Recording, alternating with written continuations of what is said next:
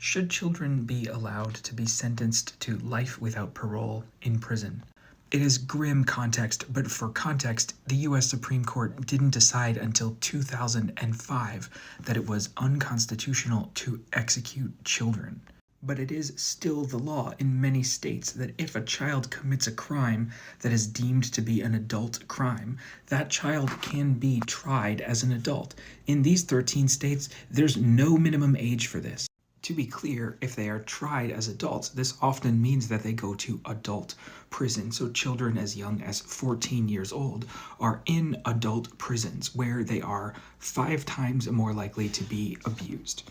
We could fill chapters and chapters with more instances of horrifying data, but I want to focus, as absurd as it sounds, on a tiny bit of good news. Bryan Stevenson, author of Just Mercy, is not just a brilliant public speaker and writer and communicator, he's also a legal strategist. The details of the how are in his book, but in 2009, he and his team went to the Supreme Court and successfully used the precedent of Roper v. Simmons to change the law of the land for non-homicide, juvenile life without parole sentencing. I know that was a lot of words, let's break it down. International law makes it illegal to sentence children to life without parole sentences. It is cruel and unusual to sentence a 14-year-old to die in prison. Despite the fact that it should be illegal under international law to sentence a 14 or 15-year-old child to die in prison, the United States continues to do it to this day. But Stevenson and his team at the Equal Justice Initiative argued before the Supreme Court and got the law to change. There is still so much to do. This law, for instance, only applies to non-homicide cases.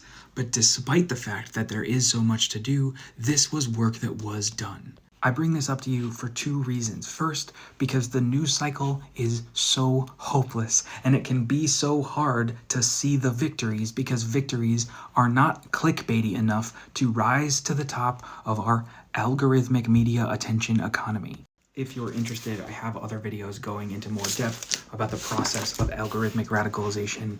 Reason 2. It is Black History Month, and one of the things that we should do is look backwards in time to see the amazing work of Black intellectuals and political leaders and artists throughout history.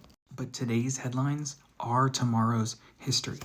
And as important as it is to remember the achievements of Black intellectuals of old, it is just as important to recognize Black intellectual leadership that is happening all around us, if only we are willing to listen.